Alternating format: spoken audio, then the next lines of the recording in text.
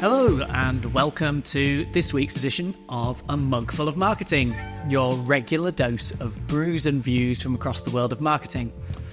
This week we're going to be discussing a couple of new platform features on TikTok and Instagram, specifically the introduction of collaboration posts on TikTok and Peak, which is Instagram's take on BeReal. We're also going to be providing an answer to the question, what is the optimum length for an Instagram reel right now?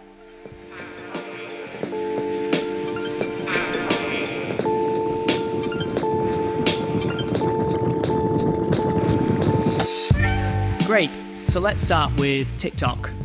TikTok is testing a new collaboration feature. Tell me about it.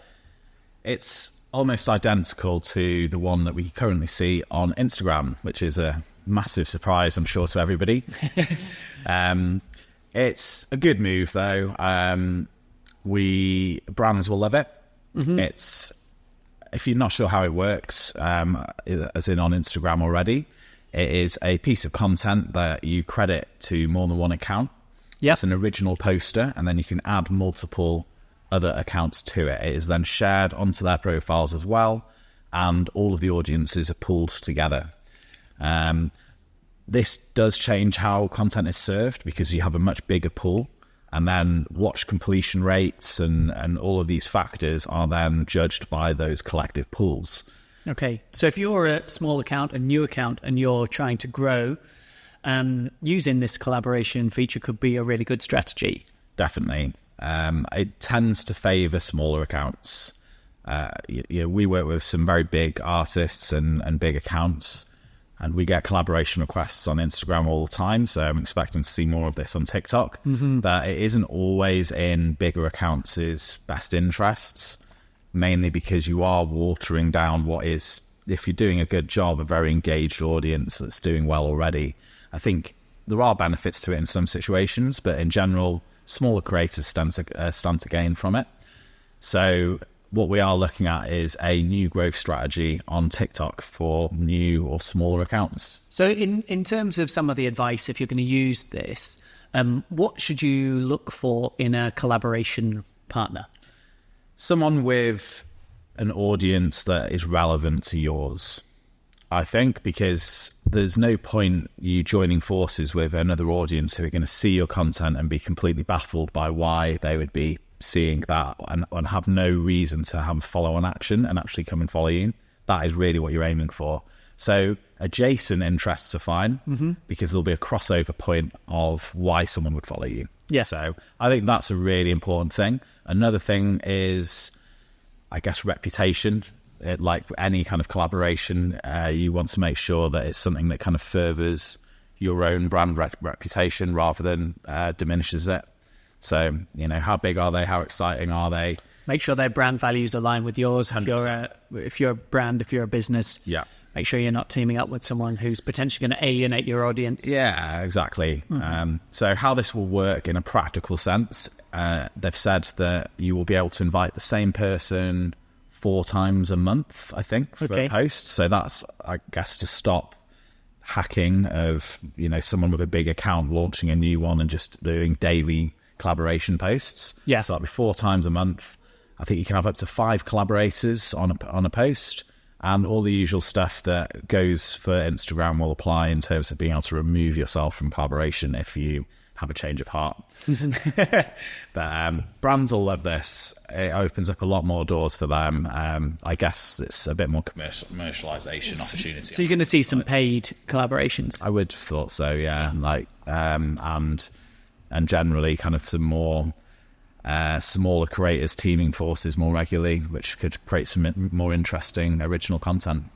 Great. Up next, Instagram is testing a Peak feature.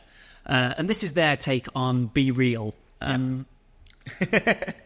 You had to explain to me exactly what BeReal was before this, so full maybe disclosure. It's best that you handle most of this. Barnaby's the PR guy. It's fair enough. And that's why you're a director of digital. So tell us about the new Peak feature. Well, I guess I'll start where BeReal begins, just for anyone who also isn't familiar with what BeReal is. The audience generally is much younger than, say, our good selves. It was widely popular with kind of teenagers and people in their early 20s as a core demographic. It's all centered around this idea of it's like anti-curation. It's a snapshot moment of people's lives, and it's all transactional. So you can't see other people's content unless you give something of yourself over that is genuine. So you had to share a picture in the moment once a day. Yeah, and by doing that, you can see other people's content. So that's the concept behind it. It's transactional. Instagram are just implementing that, essentially, as they've done with many other features. It's something that they did actually have on the platform years ago, in like 2016 or something, but then just kind of quietly got rid of. This was before BeReal became super popular, so I guess culturally maybe we weren't ready for it. Timing's everything. Timing's everything, or maybe they just wasn't promoted in the right way. But yeah, they seemingly see value in it now. Okay. Because I guess we talked about Air Chat last week. Does BeReal suffer from a similar problem to that, in that it's a platform built on a single piece of functionality that could be easily integrated into the other platforms, as Instagram has just done? 100%. The problems you've got are, these platforms do well initially because it's very clear what they're about and it's easy to understand the appeal of them. They're not trying to do everything, so people get excited about doing something new and it has a novelty factor. Yeah.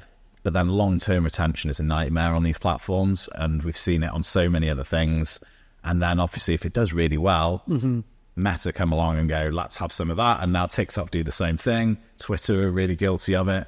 So yeah, I'm not surprised to see this kind of come back over to Instagram. It's much easier for an established platform to take that functionality and integrate it and give it to their audience, which is much bigger than for a smaller platform to try and build. Exactly, and then just moderate how much interest there is in it. But in terms of what it's going to look like for Instagram, it's still a test, so this could well change. But I think the idea is that you would send a peek to a friend's DM, then they will have to reply with a candid, like unedited photo, and then that will kind of reveal that piece of content. So yeah, it's nothing groundbreaking, worth a mention, I think. And some potential applications for artists and businesses and brands come to mind immediately. I guess we'll have to see how they develop, but you could run things like competitions on there. Do you know, I think for me, the important takeaway is the cultural learnings from it a little bit as well, which I think there's still, with a certain demographic, there's a lot of value for things not being overly curated, and they are just being true to a moment. So I think that is what we need to kind of build into a lot of our content strategies still, and make sure that we're not losing sight of that whilst we're still making things look good. Yeah. I mean, that authenticity is, I guess, is potentially why Instagram has brought it in, but it's also why it might have failed in 2016. People weren't quite as sick of the over-curated, over-filtered content that's ubiquitous today. Exactly. Whereas now, the timing's right. Yeah. Next up, an answer to the question, what is the perfect length for an Instagram reel right now? So, well, shall we ask Instagram? Yeah, well, there's a couple of different answers, aren't there, coming out of Instagram right now? Yeah, and I would say maybe we shouldn't ask Instagram because apparently they don't know either. Adam Mazzarine, I think that's his surname, isn't it? Was heard saying at a creator conference in New York that if you post reels longer than 90 seconds, it will damage distribution. But it's only just introduced reels up to 3 minutes. Yeah, not so long ago, and they've definitely been pushing people towards longer form reels and longer form content. It's very mixed messaging. It also comes at this weird time where they're making changes to the algorithm long term, and you have to wonder whether or not they're changing the narrative and what they're recommending based on the fact that they know reels will be served differently soon. Okay. Because they also mentioned, was it in... it was in March that a minimum of 30 seconds. Yeah. Is the sensible kind of There was length reel as well. warnings that would pop up saying, Your reel's too short. your reel's too short, it needs to be longer than 30 seconds, and it will do better. So that wasn't that long ago. But I guess that gives us some parameters to work with that are pretty conclusive. Yeah. I mean, I guess beyond the length of things, in terms of reels, maybe we need to be looking at it in different terms. It's not just about the length. Yes, within the parameters, 30 seconds to 90 seconds, but there are more important factors. There are. Retention. Okay. I think that's always important, but it is clearly more and more important now that they're making this switch of how content is distributed. In case anyone didn't see our episode last week, they are going to be showing reels to more non-fans and then using that early few seconds of how these non-fans react with the content to decide whether or not it is interesting, successful, and should be shown to more people. Because as far as I see it, there's a bit of a danger there in terms of the kind of reels that you're going to get. If they don't get it right, you're going to end up rewarding a lot of clickbaity, over-promisey, jazz hands. It's the loud reels. The loud kind of almost YouTube advert. Everything happens in 3 seconds, and it's just all very intense type content. Well, it is exactly that, and we know that is almost inevitable because that is what happened with TikTok. Yeah, that was their model. That's how all of this content came about in the first place, and why it came about in the first place. So you have to just hope that they still have enough value on the long term retention that they don't go down back to this weird moment of micro content doing the best. Well, it's like TikTok's moving one way and Instagram's moving, well, who knows what way they're moving. But they're both united by one thing, I would say, which is narrative and retention. Okay. So those two factors will ultimately decide how good your content is.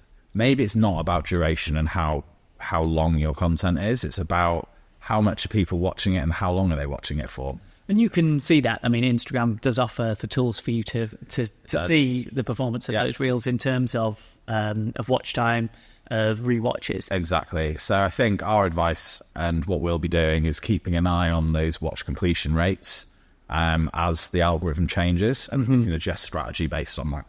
Okay. So in terms of the conclusion, what is the perfect length for a reel?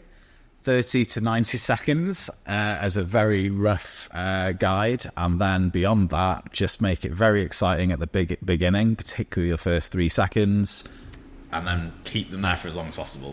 If you've run out of things to say and keep it interesting, it's too long. Great. Well, thanks for listening to this week's edition of A Mugful of Marketing. If you've enjoyed the episode, please subscribe, leave us a comment. We'd love to hear from you. See you next time.